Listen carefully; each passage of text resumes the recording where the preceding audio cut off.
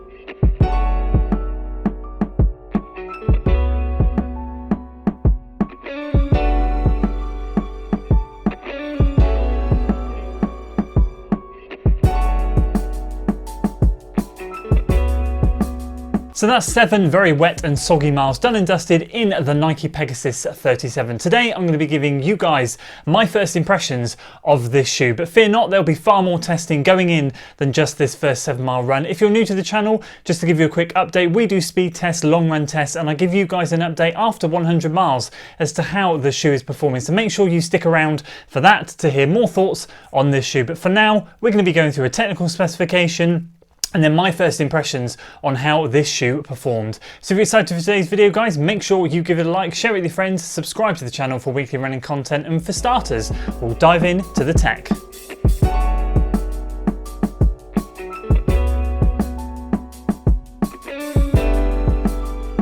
So I ended up going true to size in this shoe. I'm usually a UK size 13. This is no exception. It comes in at a hefty 13.2 ounces or 375 grams for those of you who work in grams. And it's a 24mm to 14mm stack height, meaning we have a 10mm drop across this shoe. So as always, we'll work our way from the heel counter area, working down the laces through the tongue to the upper, to the midsole, and finally we will finish on the outsole. And the first point to note that I want to show you guys in and around the heel counter area is it's relatively shallow from here to here, so there was a lot of room around my ankle bones. We'll talk about my thoughts on that at the end, but just a point to note, I'd say it's medium plushness in and around here.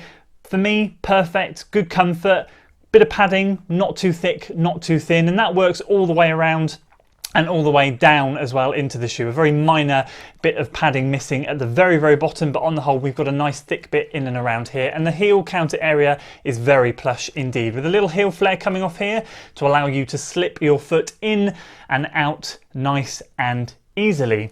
We have what I would call quite a standard Nike tongue, which I've seen on quite a lot of the shoes. Quite thin, there's a minor bit of padding around there, but on the whole, it's very, very paper thin.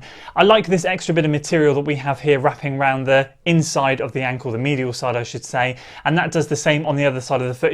It kind of wraps to your foot quite nicely. So that's a good feature that I found about this shoe.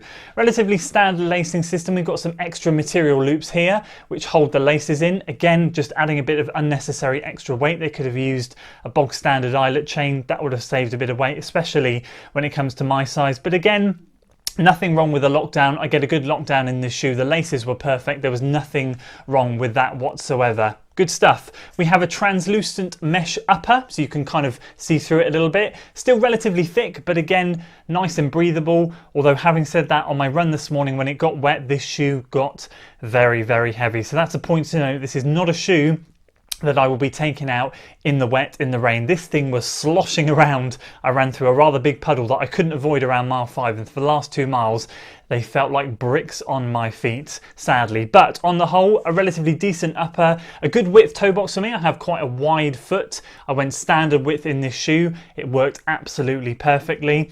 We have a full length React midsole with a zoom air pocket in and around the forefoot. Don't ask me the technicalities, but the zoom air pocket In the forefoot for the men's is 20 PSI, and for the women's it's 15, so it's a little bit less inflated in the women's. I've got to say, I noticed it coming from the React Miler, being concerned how I would feel about this shoe because I really don't have a good view on React midsole myself personally.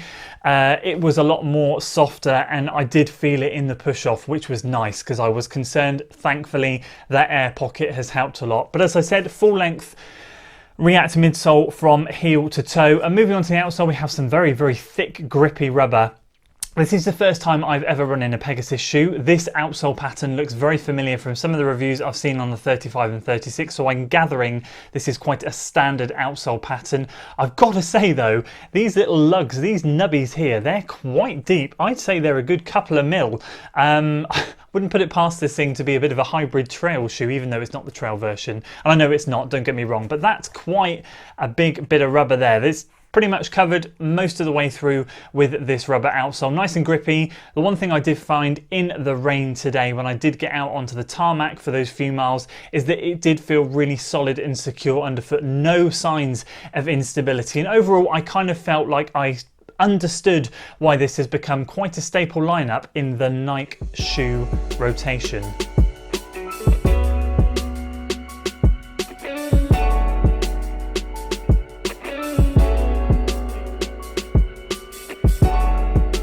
Now moving on to the juicy bit, my first impressions, how did I find this shoe? Well, there are some positives and there are some negatives, and with the negatives I want to share them with you so that you can tell me if it's just me that found this or if it was you guys as well. But the first thing I'm going to say is I was pleasantly surprised by this shoe. I was concerned, of course, having come from the Miler, thinking 375 grams, we have another heavyweight on our hands, and yes, it is heavy in that daily trainer category. This React midsole and the excessive rubber on the bottom doesn't do this shoe any favors, but thankfully it was a completely different ride from the React Miler, and I'm going to go through why that is. First of all, I love the tongue on this thing. It wrapped around my ankle really nice. The one thing I do find with Nike shoes is I do get a relatively good lockdown. It seems to fit my foot shape nicely, and the laces and the lacing system did really well. I didn't have to use the extra eyelet chain, although I will talk about that in a second and get your advice. The toe box was nice and roomy. I enjoyed that. The mesh before I got it wet was really nice. The whole toe box area was good. And the airbag in the front, I noticed it. I really didn't think that I would notice it, but it does aid for a better transition through foot strike. I wouldn't say it makes the shoe responsive, because at this sort of weight, it's not going to be responsive in my opinion. I might be different opinions to you guys, but for me, you know, it's not going to be responsive, but it did feel like it aided in some way to go through that gait cycle. But there are some negatives, and I want to highlight a couple of things to you guys and kind of get your feedback and opinions. This low section of material here, I had so much room in and around my ankle bone area. It felt swimming. Like my shoe was barely in the foot, and I did struggle in particular with my right foot, just like I did in the Endorphin Pro, but this was 10 times worse with heel slippage. My heel was slipping in and out. And due to how shallow this section of material is, as I landed and as I pushed off at that phase there, my heel felt like it wanted to come out of the shoe. The shoe wanted to go back, my heel wanted to come out. It was this constant rubbing up and down the back of my foot. It caused no issues, it's caused no red marks, it's caused no blistering, but it just did not feel secure in the slightest. And I can only highlight the fact that this is shallow and my foot didn't feel as secure in this shoe as a shoe that maybe had an extra ½ centimetre or so that came up right underneath my ankle bone. Now that's what I wanted to mention about this extra eyelet chain here. On the next run I do, I'm going to use this to try and get a more secure lockdown, but on the whole I was quite disappointed with the volume and the amount of heel slippage I had in this shoe. So I wasn't overly enamored by that. And again, I've got to highlight the weight of this shoe. As I said, I'm just double checking my notes. Yeah, 375 grams. 13.2 ounces. It's so heavy. I've got the Nova Blast, the 1080, and they all kind of fall 20-30 grams lighter than this shoe, and it is really noticeable. If you said to me, would you take out the Nova Blast, the 1080 or the Peg 37 for an easy run? I would probably pick those two shoes over this. Having said that, I'm not knocking this too much. I am pleasantly surprised that this performed in the way it did. I'm not a fan of the React midsole. I'm sorry guys, I know a lot of you like it, and I think it's for us bigger runners with the bigger feet that suffer, because it just becomes unbearably heavy. I think in the smaller sizes, it's just a bit heavy, and you kind of put up with that. For us getting up to this size, it gets ridiculous. The only saving grace for this shoe is, I think, the airbag making it a bit lighter and a bit poppier in the transition. And I think the upper and the fit for me is better in this than it is in the React Miler. So those are kind of my overall first thoughts. I was pretty happy. I came back pleasantly surprised, but there's just so much work to do on the shoe. And I think I've come into the Peg lineup at the wrong time. I think I should have jumped into it a couple of years ago, in and around the 35 when it had the cushlon, because I think moving to the React and using the React Miler first, I've kind of got this tainted, jaded view on the shoe already. As I said, it exceeded expectations, albeit the expectations were low.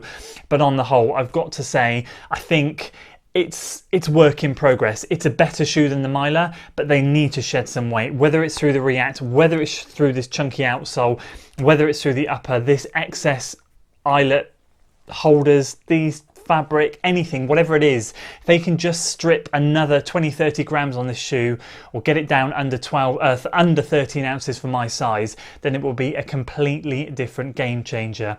So that's it for my thoughts on this shoe. Let me know in the comments below if you agree, disagree, if you found any of the snags that I have, and what you have found, how much mileage you've put in the shoe so far. I'm excited next week to really dive into proper testing with this thing, get a speed workout done. It will probably be a tempo run or some 1K reps. Get a good long run done next weekend, so the video for that will be out in a week and a half's time. So stay tuned. Hopefully by then we'll have a decent amount of mileage in this thing, maybe nearer 50 miles, and I'll be able to give you a better update.